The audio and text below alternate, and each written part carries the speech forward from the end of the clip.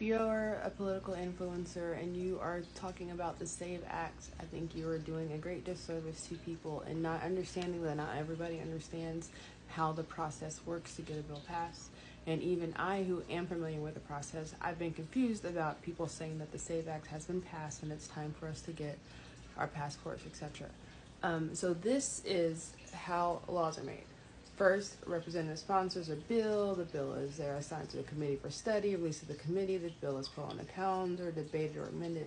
The bill passes the majority. The bill moves to the Senate.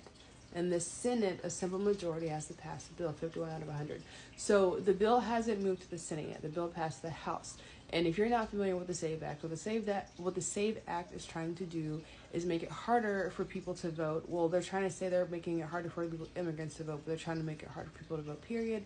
If you're not familiar with the SAVE Act, first of all, what I would suggest that you do when you're not familiar with anything that people talk about online, especially when it's dealing with anything politically, because of the climate of everything, I think that not a lot of people are aware of the changes that are immediately or have already affected so many Americans. And like, there's things that we don't think about that are going to be affected, that are going to affect us in such a big way.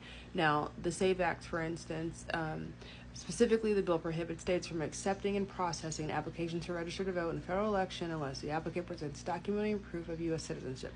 So basically why there's kind of been like an uproar about this is because if you're a married person and your last name changed and you go to vote and you have a birth certificate and it doesn't have the same last name, then you could technically be rejected.